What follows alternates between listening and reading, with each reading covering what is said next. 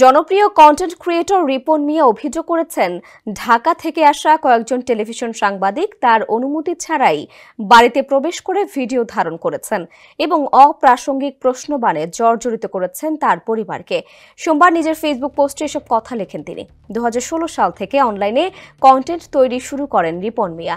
তার ভাষায় গত 9 বছরে কোনো বিতর্কে জড়াননি তিনি, বরং সবসময় অন্য কন্টেন্ট ক্রিয়েটরদের ডাকে সাড়া দিয়েছেন। তবে জনপ্রিয়তা বাড়ার সঙ্গে সঙ্গে শুরু হয় নানা ধরনের হুমকি ও হয়রানি।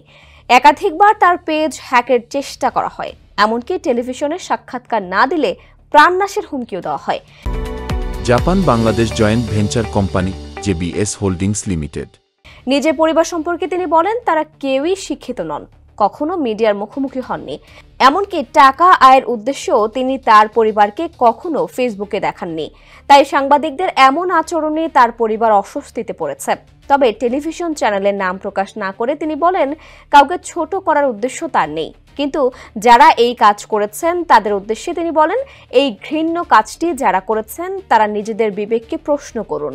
এভাবে টাকা আয় করে নিজের পরিবার ও সন্তানদের খাওয়াতে যদি আপনাদের বিবেক না জাগে, তাহলে আমারও আর কিছুই বলার নেই।